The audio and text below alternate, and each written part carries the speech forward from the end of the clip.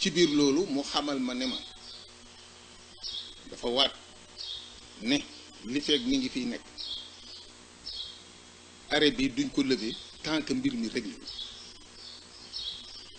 dégg ngeen li ma leen wax du lever nañ arrêt bi kon loolu moo waxoon ne duñ ko lever te lever nañ ko ci jamono moom mi président yi moo ma ne diisu ko dindi li feeg nga xam ne mbir mi leerul moo ko wax te du ne mukk waxuma ko foofu loolu laa fi leer bisimilah nu dikk nag ci da ci des ñaare nu séq dinu xeex boroom doole ju am alal ak boroom pouvoir bu am doole yi àddina yaar yooyu nag ree dama cee jàpp alal dañ koo bëggut kon du nu yéem ku bari alal pouvoiru àddina dañ koo bëgg ndax ku ko am fii nga koy wute ci noonu suñ ko bëggoon far ko téye dañ koo bëggut yaar yi nag dafa amut solo bu dee alal Qaaruuna ëppale woon ñëpp alal inna Qaaruuna kaana min qawmi Muusaa fa bagaa alayhim daa bari woon alal bew waaye xam nga fu yàlla wax daf ne fa xasafnaa bihi wa bidaarihi al-arda damaa xar suuf si dugal ko ca mook alalam loolu kenn bëgg na ko bu dee ci nguur sunu borom Firawna ci puissance yi gënoon a am la sunu borom dane inna Firawna ala fil ardi Firawna dafa amoon doole ju rëy rëy waaye xam nga fu mujj fa agraqnaahu wa man maahu jamian nu labal ko moo ki nitam amut solo xam nga lu am solo lii nu am li nu am daal kenn joxunu ko ku dul sëñ Tuubaa kenn xamutit nu mu demee kenn nit mënuñu koo xañ kenn du wutit te sakku siwoo ko ci noonu kum neex nag boo ca jotee nga war waaye mbir mi doonatul sama digganteeg tribunal doonatul sama digganteeg dangonte nguur gi moonu xeex ñoo joxe ndigal ñu lewee arrêté bi man ci sama làmmiñ la loolu bàyyi ko te dama leen ne nettali li ci am moom mi nga xam ne mooy ndeyi mbind gi dañoo wax ne César buurub Rome la woon dañ ci daa def aw léebu ne kenn mënta gën a doon César ci boppam moo ma bind leetar ne ma maa ngi jéggulu maa tooñ maa dugg ci suuf avocat jërutul mu di ko défendre keneen mënatu koo défendre moo ko bind te dañ leen ko woon ngeen gis ko waaye arrêt bi ci boppam administration la du justice préfet yilifut boppam gouverneur la ko yilif gouverneur yilifut boppam ministre de l'intérieur premier ministre président kon ba ñuy santaane arrêté bi te moom moo ma wax ba tàyyi ne ma arrêté bi maa ko santaane woon ndax dama bëgg ñoo xam ne li woon nekkatut bu ko santaane kon moo santaane ñu dindi ko arrêt bi daa kontaane boppam dane li feeg mbir mi ñu di ko wute wërtuñ ko loolu rek laa doon leer arrêt bi tegewul ci yoon boroom alal ak nguur ñoonu xeex tubaarkàlla ñoo yàlla noonu ñi fi sëñ Saliou bàyyi daal kenn déggunu nu dem ca palais ba di ñaan audience kenn déggunu nu wut passeport di tukki kenn déggunu nuy jël yëfi jàmbur duggunu ci lu nu war si dugg danoo ne ci leen war a ne kenn mënunoo ndax xam nan jàng nan xam nan ay daan nag doole la konu daan baax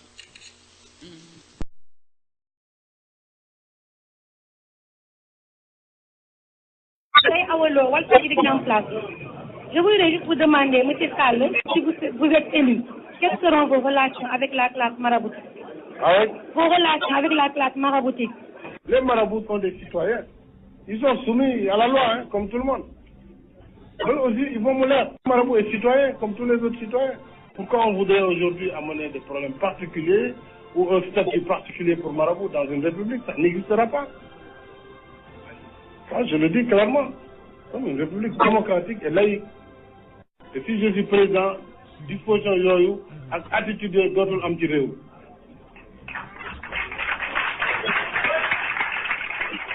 Voilà. L'homosexualité n'a pas commencé aujourd'hui et ne s'arrêtera pas aujourd'hui dans notre pays. Si nous arrivons, nous allons le gérer de façon responsable avec toutes les forces vives qui sont mobilisées pour donner une société moderne, l'image d'une société moderne au Sénégal.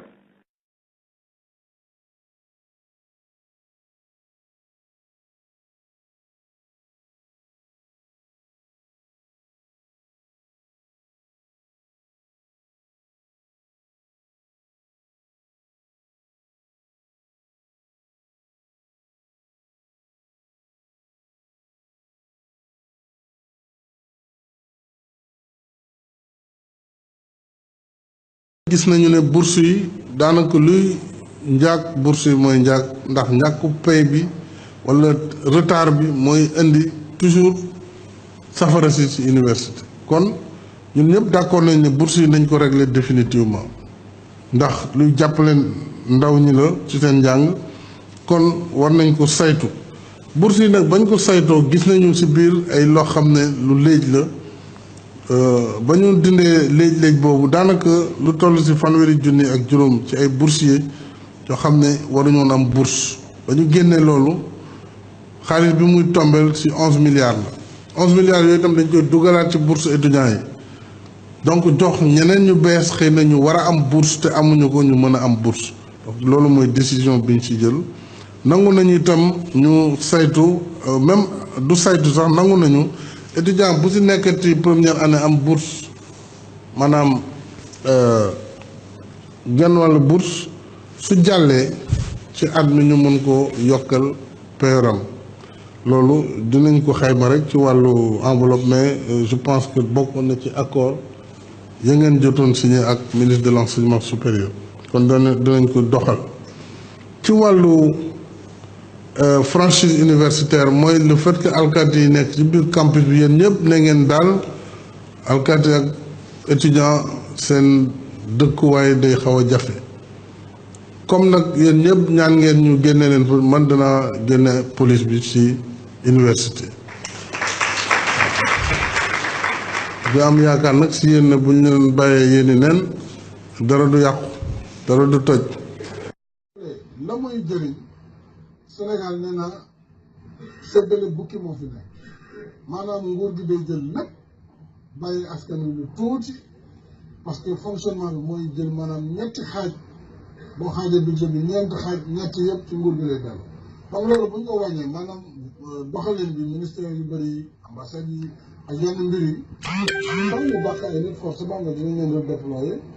da nga mën a wàññi tuuti si taxe yi ñu teg askan wi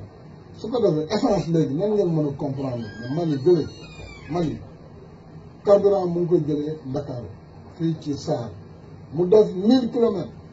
ci ay camion doog a yegg si Mali ñoom ñu koy jaayee 600 francs ñun ñu jaayee litre 900 francs loolu mun na yenu maanaam kon boo xoolee lu waral lool da ngay gis ne Sénégal taxe bu muy teg ci carburant bi moo bare ndax fonctionnement moo diis budget président Sénégal rek moo ëpp budget président bu France loolu yenu na maanaam France nga xam ne benn ministère am ëpp na 4 fois budget Sénégal léegi budget président bu France moo gën a tuuti budget président bu Sénégal donc mbir maa ngi foofu nañu wàññi doxalin bi wàññi puukare gi pour def alal bi fi ñu ko war a def maanaam ci askan wi ci wàllu wér-gu-yaramu askan wi lu ma soxal la dama dem dans le Ferlo dëkk bu ñu naan Bëkki Sabundu mu ngi ci foo xam ne fu sore la diggante Ndiob maanaam boo jógee Kanel di dem Tamba di dem Goudiri diggante boobu fu doy waar la.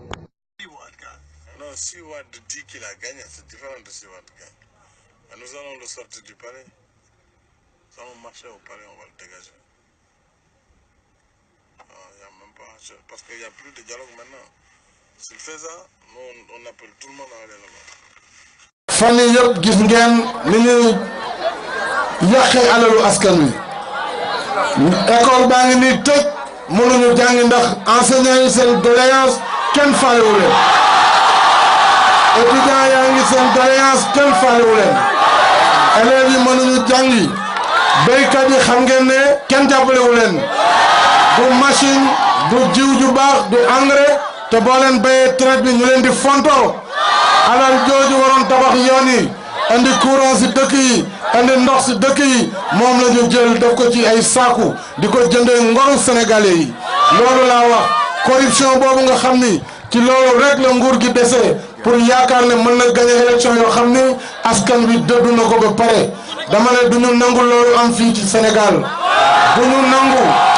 ñoom ñu jël ay sambaboy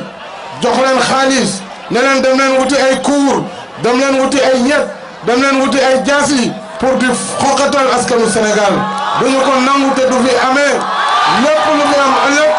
maa ngi leen di jël comme seul et unique responsable et je demande l'intervention dès à présent de tous les observateurs, africains comme internationaux, particulièrement des observateurs de l'Union africaine, de l'Union européenne, de la CEDEAO, de l'UEMOA et les observateurs de l'Église comme de la société civile sénégalaise.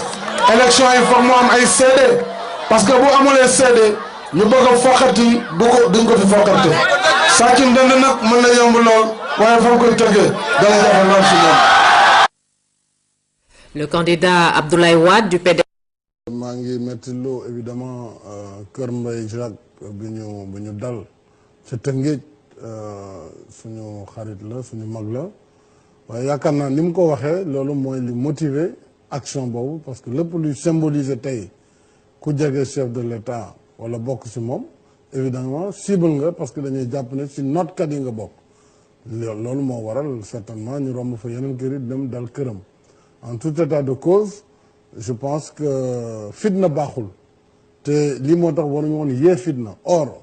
projet de loi bi ku ko jàng ak ñi ko xalaat ba di koy proposer xamoon nañ ne musiba bu mel nii mën na si am te mën na romb fii. donc ndax xale yi xamuñu li ñu doon def. waaw bañ a xam li ñuy def xale yi kii xam nañ li ñuy def Sénégal li erreur homme politique yi mooy dañuy jàpp ne peuple bi dafa ignorant loolu njuumte passé wul loolu. voilà papa nga.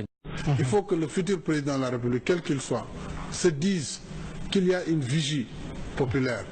une vigie citoyenne qui est là, qui va observer les faits et gestes du nouveau pouvoir. C'est ce que j'appelais tout à l'heure la magie du clic à travers les réseaux sociaux, qui fera face à la toute-puissance du fric et du flic. Donc, quel que soit le président, et nous l'avons intériorisé, il ne peut plus se permettre de faire ce qu'il veut. Les majorités aussi ne peuvent plus se permettre de faire ce qu'elles veulent, que ce soit les parlements, de voter n'importe quelle loi, sans que le citoyen ne réagisse. Et ça, on l'a vu même dans les plus grandes puissances démocratiques. Aux États-Unis, le mouvement de la rue s'est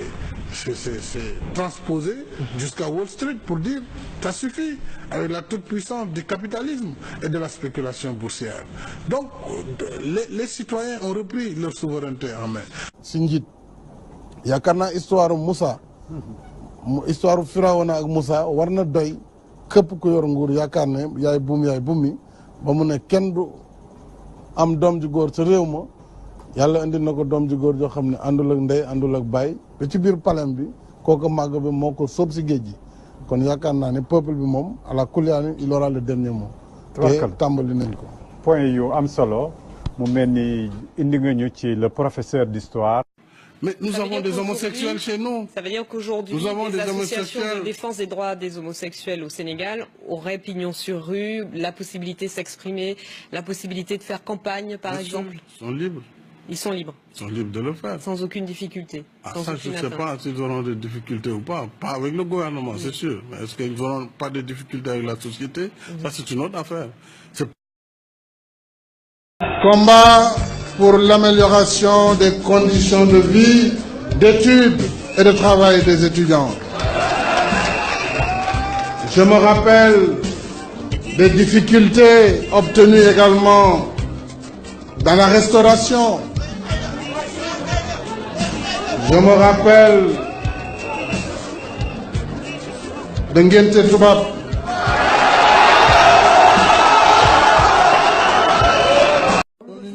Nous faisons récupérer cette carte d'identité. Te bañ ko joxe nag sous aucun prétexte. D'ailleurs ku def loolu dañ la war a tëj. Bu leen joxe seen carte d'identité.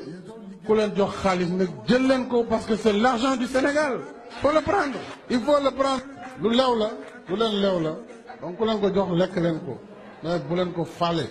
bu leen ko faale bu leen ko neexal parce que alal jooju. En France, parce que c'est nos amis les Français. Et nous avons une relation particulière avec la France, c'est vrai, ils nous ont colonisés, il y a eu une décolonisation pacifique, mais comme me disait le professeur Ibader, d'ailleurs, ils ont toujours aussi respecté les Sénégalais, parce que le régiment des tirailleurs sénégalais, quand eux ils étaient dans les casernes, ils avaient droit à des desserts pendant que d'autres Africains n'en avaient pas. Tout ça c'était des signes de proximité, disons, et d'amitié quelque part. ñu ngi lay nuyu. maa ngi leen di fay. monsieur Sall laaj bi moom xam nga ko mooy sa candidature naam nangu nañ ko waaye nangu nañ beneen candidat boo xam ni yow dàqoon nga ko nan nga ko gisee muy bu président Wade. waaw li xew tey ci réew mi mooy li wolof naan li doon raam si ñag bi la jëm Sénégal yëpp xamoon nañ ne Abdoulaye Wade depuis ay weer a ngi mu ngi ci ay pexe lu ne mu ngi koy def yokk na soldo juge yi nekk conseil constitutionnel joxe na ay terrain lu ne def na ko ngir ñu jox ko validel ko candidature moom nag yoon ak charte réew mi moo ko dàq ci joŋante bi war a am ku waxul waxu nafeq war nga xam ni moom amul droit nekk candidat kon nag bu fekkee conseil constitutionnel bi nga xam ne moo war a nekk le juge des élections xam loolu ba pare teg ci tànkam te moom dafay nekk candidat ñun dañuy dàq loolu te duñu ci ànd tey duñu ci ànd ëllëg te dàq nañu ko te dañu def suñu kem kattan ngir loolu du fi amee waaye gis nañu aussi que moom njiitu réew mi taxaw ne tembe jël ay motukaayam ngir andi doole jaay ko askan bi conseil bi wax candidature yi immédiatement nañu gis ay samba boy ñenn ñi ñu solo leen tenue ñu sànni ay xeer ci place bi nga xam ne mooy obélisque andi fa situation gêne de perturbation au même moment police daal di chargé def ay char à eau tour ndox mu tàng nit ñi jaxase manifestation bi violente nit ñi gaañ nit ñi kon nag mel na nu moom ci doole la teg candidature am ci doole la teg fas yéene fokkarti li nga xam ne mooy kaddu askan wi loolu la ñu ne ñun duñ ko nangu te it comme moom léegi won nañu yoon wi démocratie mënul am boo ko waxee du dégg waxtaan ak moom mënul sotti adduna bi yëpp wax nañu ak moom nanguwul kon li ñu defee mooy ñu résister ñi nga xam ne démb ak barki démb suñu maam yi bi nooteel ñëwee taxaw nañu jànkantuwante ak ñooñu doon leen noot tey jii nag kii noot si ñun la bokk maanaam en tout cas ñoo bokk muy nit ku ñuul comme ñun di sénégalais moo fas yéene noot Sénégal ngir toog fi doomam te dañu ne loolu du fi amee. d'accord may ñaawlu aussi li mu def ndax waxtu yi may wax ak yow sorewuma place de l'Obélisque ñëw nañu si bërëb bi ma ne police dugg na si kër muy violation de domicile toj ay oto yoo xamante ne samay oto la suñu sécurité amoon ak oto yoo xam ne ay xale ay militants dañoo fi nekk par coup de matraque la ñu tojee vitres yi gaañ leen dóor chauffeur yi waxtu yi may wax ak yéen ñooñu ñu yóbbu nañ leen ci clinique bi nekk ci wetu place de l'Obélisque loolu yëpp dañuy jël Abdoulaye Wade pour personnellement responsable lépp lu ci dal nit te déjà naqaru nañu deret bi nga xam ne tuur nañu ko ak lépp loo xam ne ëllëg dana nekk conséquence ci position bii mu def moom moo koy yenu moo koy sooke te it lépp. d'accord voilà monsieur Sall Macky ma ñaan ñëpp ñu taxaw fas yéene. waaw en tout cas résister li nga xam ne mooy taxawaayu nguur gi. Macky monsieur Sall ñu ngi lay Macky. allo monsieur Sall. oui. voilà donc nga baal ñu rek ñu ñëw ci kàllaamay tub. ak yeneen ak yeneen ak yeneen. Sénégal tey ñàkk na ndox ñàkk boo xam ne boo nekkee Ndakaaru doo ko xam doo ko yëg buñ la ko waxee da ngay foog ay léeb la pourtant lu jafe la ci biir réew mi da ngay gis suñu mbokk suñu jigéen ñi ci kaw gi ba léegi dañuy wëgg maanaam di root yu metti à longueur de journée maanaam seen loxo yi da ngay ñëw ñu ne la kat man duma la nuyu ndax damay bañ xoos la tellement liggéey bi dafa metti moo xam dëbb bi la wala wol wala soq ba tax ëllëg buñ ma dënkoon réew mi xam naa vraiment budget bi ni ma koy séddalee dootuma jël ay milliards di ko def ci loo xam ne pour puukare la wala ngistal waaye dinaa fexe li nga xam ne mooy farata ci doomu aadama muy dund gi ñu wàññi njëg yi loolu dina bokk ci mesure yi may njëkk a def pour ma sénégalais yi wóoloo ba fal ma parce que wàññi njëg mu ngi dépendre ci taxes yi état bi teg ci prix yi te taxes yi naka nga mën a comprendre Mali bële nga xam ne fii la ñu jëlee essence bi def ko ci camion dawal ko 1000 kilomètres 1000 kilomètres mu yegg Bamako ñu koy jaay téeméer ak ñaar fukk litre bi Sénégal di jaay téeméer ak juróom-ñett fukk wala juróom-ñett waaw 800 francs 900 francs le litre. képp kuy gor. ñu jéem a yàq sa ngor. yàq nga gor yëpp jéem la jaay jéem leen a jënd wala jënd la. jënd nga leen jënd nga leen xar yi nekk ci daral ba. ak ganaar yi nekk marché ñoo am njëg. tracé naa si nag warul am njëg. jënd nga leen de surtout nag bu fekkee ki jiite réew mi mooy doxal. loolu mooy yow mi yaa koy doxal. il faut ñu jóg taxaw. danañ jóg de bu soobee yàlla danañ jóg taxaw. ni mag ñi daan xeex wallaay danañ ko def Sall Ngari. xeex bi mooy fulla ak fayda. wallaay danañ ko def. mooy citoyenneté. xeex bi mooy am carte d'électeur. yaa ko téye carte électeur yi moom yaa ko téye waaye comme xam nga ne xeex bi bu fulla ak fayda koy def rek alhamdulilah rabbil alamin Sall Ngari ci kàttanu yàlla danañ ci def fulla ak fayda 2019 nga may ñu keneen ñëw. Macky Sall ak ñi ko dar ci gouvernement am dañuy jeexal xol xëy na waxin wi dina diis waaye bu ngeen ma dégloo xam ne wax naa dëgg àllarba ji weesu ci ngoon gi gis nañu ko ba ñuy lancer travaux yi jëm ci train express régional mu wax fa ba ne train express régional bi mooy projet bi gën a mag ca ba Sénégal indépendance ak léegi ku ko jege na ma ko laajal waxam jooje ana fan la ko teg ci nee nañu train express régional bi lu ëpp juróomi téeméeri milliards moom la ñu koy taxawalee neexul ba neexul waaye Macky Sall mi warees na ko laaj ci ban Sénégal lay yeewoo fi réew mi tollu tembe jël lu ëpp juróomi téeméeri milliards naan yaa ngi koy dugal ci saxaar kuy xalaat du ko def te sax ab train express régional ci Sénégal askanu Sénégal soxla nañu leneen lu ko gën a jàmp daa mel ne rek jëlu mbaam saf ciy téere lu téere yi bari du ko amal njariñ nan la ñu mën a waxi train express régional bay jël xaalis bu ñu toll di ko ci def ci jamono joj baykat yi ñu ngi bëgg a dee waa kaw gi tëgg seen gémmiñ di wooteeg wàllu ci biir réew mi jigéen ñi biir ya fa nekk ku ci nekk bala ngay mucc ci jafe-jafe yu rëy ngay muccee fajkat yi jàngalekat yi ñi ci justice bi étudiants yi ku ci nekk yi ñaxtu Sénégal mel ni indi bu ñu teg ci kaw cin te tayu ko baaxul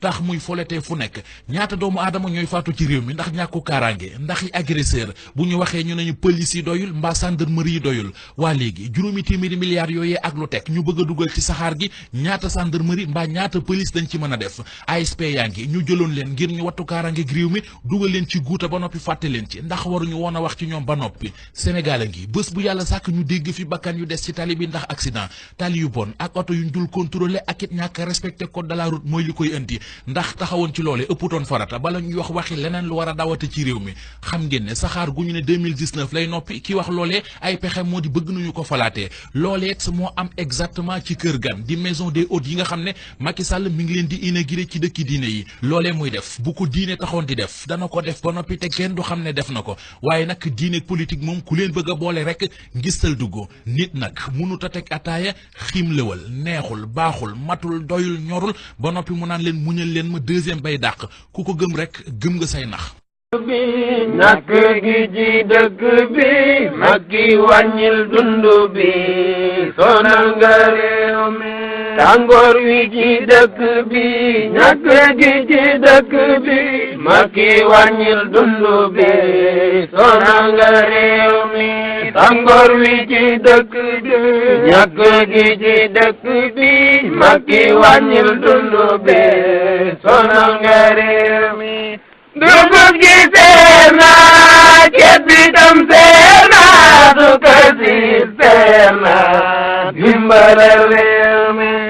dugub gi seer na ceeb bi tam seer na suukar si seer na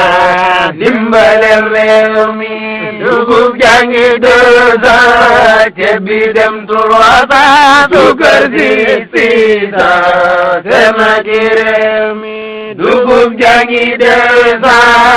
jàngeen jëf réew mi ko metti réew mi ko dëgër réew mi ay jafe-jafe dong la ca ñeneen ko teg du ñenn ñu dul politiciens yi Sénégal li fi nekk ci koom-koom ñu waroon a jël koom-koom gu ñu mel daal di koy jox askan wi ngir ñu daal di ko dundee waaye dañ koo jël daal di ko yóbbu ci bitim réew tubaab yi di ko dundee léegi-léegi sax yow doomu Sénégal bi da ngay dem bay laaj ba xam ndax ñu la jiite am nañu xam-xam ci doxalin wu salte doxalin wu ñàkk xam-xam yi nga xam ni bis bu nekk ñu ngi koy doxalee jëmale ko ci askan wi Sénégal ak ki fi yàlla teg sañu nangu ni yàlla moo ko fi teg muy njiitum réewum Sénégal di Macky Sall moom yi bu jàppee ni ministre yu bari mooy tax Sénégal dem ca kanam ma ngay nax boppam bu jàppee ni ay conseil yu bari mooy tax Sénégal dem ca kanam ma ngay nax boppam bu dee jàpp na ni mu nax Sénégal yi ngir mu toog ci donkaase gi di buum di bummi mooy tax Sénégal dem ca kanam ma ngay nax boppam moom njiitu réew mi bu jàppee ne jël sunu pétrole beeg sunu gaz bi di ko jébbal tubaab bi di xong nopp yi mooy tax Sénégal dem ca kanam ma ngay nax boppam bu jàppee ne jël ay mbokkam def leen ci biir gouvernement bi ñuy jaabaa jonge mooy tax Sénégal jëm ca kanam ma ngay nax boppam moom njiitum réewum Sénégal di Macky Sall bu fekkee ni dafa jàpp ni képp koo xam ne rek wax na ci moom ca la muy wax di dëgg waaye neexu ko mu jëfandikoo justice bi daal lay dóor ci koso bi li mooy Sénégal démocratie ma ngay nax boppam ndax nag sunu borom moo wax ci alquran ni man xamala saalihan min sàkkari na unsa wa huwa muminun la mu ca teg mooy fala nu xayyannahu hayatan tayyibatan képp ku jëf-jëf ju baax ngay góor ngay jigéen daañu la dundal dund gu neex ca àjjana te daañu la fay la gën a rafet te la nga jëfoon kon nag jëf ju baax am na solo njiitum réewum Sénégal di Macky Sall ak ni muy jëfee askanu Sénégal ñu ci bari sax jamono ji dañ ko weddi ndax lum yàggoon di wax jamonoy campagne am ne bés bu toogee dana ko def ca boo dee xool bu ñu waxante dëgg la mu ca def néew na lool bu dee ni sax am na lu mu ci def man El Hadji Khadim Ndiaye nag nit ku ma dig loo xam ne defoo ko ba ma gis la dinaa la wax ne la nga waxoon lépp ay kàcc la ndax amul lenn loo xam ne def nga ko am réew nag dangaa war di xëy di gis ne réew mi ngi dem ci kanam waaye réew moo xam ni boo gestoo démb ak léegi wuute na lool ndax kat bu ñu waxantee dëgg démb kat daan nga ndikki suba ndikki yor añ ñogonal reer dikk ni ko dannuma askanu Sénégal ku ci ndékki bala ngaa añ moom da nga wax lu set ñogonal moom amul sax Sénégal ndax reer la nu tal ñun Sénégal yi léeg-léeg sax ñuy dem bay laaj ba xam est-ce que sax ñu ni jiite ñoom am nañ yërmaane ci ñun ci jafe-jafe yi nga xam ni ñoom ñi ngi gis ne ñun ñu ngi koy dund waaye dafa mel ne ñoom seen ngañ ñi nekku ci man El Hadji Khadim Ndiaye nag man yi bu fekkee ne lu bari dañ koy tere ci Sénégal fa la ko war a njëkk aaye mooy suñu njiit yi nga xam ne ñoo nekk ci réew mi ca jiite ñu loo gis ñu koy aaye ci Sénégal ba ci jàpp ay doomi Sénégal jàppal ni boo demoon ci gouvernement bi da nga gis ñoo xam ne ñoo ngi koy def te kenn laalu leen Sénégalais yi kaay leen ñu waxtaan bu ñu waxante dëgg ci yàlla rek tax lu bari lu ñuy aaye ci Sénégal di ci jàpp ay doomi Sénégal am na ñu nekk ci gouvernement bi ñoo xam ne ñangate ci kenn jàpp leen ndax di ngeen gis simple citoyen boo xam ne mi ngi dawal oto bu amu ci këyit wala sax muy dawal oto ci yor permis a déedéet sa suñu kilifa yi bu neexee yor oto bu amu ci këyit te kenn du leen wax lenn bu dee ger gi nga xam ne mi ngi lëmba réew mi suñu kilifa yi wala nga rafetal ñoom ñoo far di ñaawal ndax sax ñoom ñoo njëkk ger askanu Sénégal xoolal élection am ñu jël Sénégalais bi ni ko votel oui wala non bu ko defee ñu jox la ay koppar loolu du ger bu fekkoon ne ger am na maam ke dama naan kooku maamu ger la ñun Sénégalais yi ñoo leen gën a xam ne yéen suñu njiit yi mënu leen a yor réew mi ci affaire u maa tey réew moo xam ne ñi ko jiite sax gëmuñu ko suñu làkk wi nga xam ne moom la ñu am di làkk wolof ñu jël ko daal di koy suufeel Sénégalais yi nga waroon jël jox leen benn cër bi ca xam ne ñoom ñoo la fal defoo ko ñu la neex rek ngay doxale ak ñoom àq ji nga xam ne Sénégalais da ko am seen diggante ak moom diggante sax jël àq jooju daal di koy gas suul ko sëkk ko ciment ko teg fan la koy gisee di njiitum réewum Sénégal di Macky Sall man El Hadji Khadim Ndiaye maa ngi lay ñaan nit ku nekk nag xam na ko koy jay ak koy wax dëgg xoolaatal sa ginnaaw da nga xam ñi lay jay ak ñi lay wax dëgg dëgg nag neexul kaañi la ca bët boo ko tuuf rek mu toxoñu man El Hadji Khadim Ndiaye nag damay doomu Sénégal pire am droit nag di wax ci réew mi pire nga baal ma la njiitu réew mi waaye damaa gis ne rek comme ko Sénégalais la am naa droit di wax sama xalaat ci réew mi jaa ngeen jëf wooy leen diñu topp suñu page Facebook El Hadji Khadim Ndiaye Baol Média FM ARMP xam nga rapport bii moo tax fi mu toll nii coow dambuj li muy déranger c'est normal parce que man damaa nekk ci ministère bi bu nit ñi dee def loo xam du yoon dama koy nangu parce que xaalisu ministère bi war ñu ko pasaree du samay wax rapport baa ngi nii rapport définitif bu ARMP la moom moo wax ni Serigne Mbaye Thiam xaalis bi ñu ko jox ci ministère éducation da koy pasaree jaarul yoon marché gré à gré lay def bambulaa la bu ñu jëlee livre yi 1,6 milliard la ci def mais mënuñu fi jàpp barki dem Khalifa Sall jiñ ko 1,8 milliard Serigne Mbaye Thiam ci benn marché bu ndaw ministère éducation ay livres yu gone yu ndaw yi di jànge mu def ci 1,6 milliard yoo xam ni ARMP nee na jaarul yoon ba noppi moom kenn du ko yóbbu OFNAC mu leeral ko mu jëlaat tamit ministère éducation nationale 104 millions mu def ko pour peinture ministère bi jël 868 millions. Attends nga ni peinture ministère. mais éducation 104 millions. 104 millions pour peinture ministère éducation nationale rapport bee ko wax ministère bu ndaw bii ministère éducation nga xam ne mook sa kër a tolloo wala mook sama kër nga xam ne boo amee 2 millions wala 3 millions peinture ko 104 millions la inscrit ci budget bi ARMP moo ko wax mu ni moom la ko peinturé ba noppi njombelu du loolu kese ñu ne ko rapport d'inspection physique bi joxe ko mbii wane ni la nga ci def maanaam rapport d'inspection physique yow xam nga ko da ngay tabax ka ko tabax du moom moo koy firndeel dañuy jël beneen cabinet boo xam ne mooy dem xool lim fi liggéey ak lim déclaré ci xaalis wane ni li ma fi déclaré ci xaalis ak li ma ci liggéey ñoo ànd c'est la même chose bi gën a garaaw du boobu lycée Mariama Ba mooy lycée bi gën a tuut ci Sénégal xam nga ñaata élèves fa nekk ay 203 élèves 205 élèves matuñu sax 250 élèves xam nga ñaata laa wax ne moom la ko peinturé 868 millions moo nekk ci budget bi mi ngi nii ci rapport éducation ministère te cabinet bii ko def cabinet KPMG moo ko def te cabinet privé la moo ni Serigne Mbaye Thiam xaalisu ministère bi da koy pasaree di ko def ci poosam di def lu ko neex loolu mooy dëgg léegi nag xoolal ñun yooyu ñuy dénoncer moo tax nit ñuy diaboliser Dame il est dangereux nañ ko kar élection yi bu ñëwee nañ fexe ba du am 10% pour bu mu waxati parce que moom bu waxee day indi ay problèmes yoo xam da koy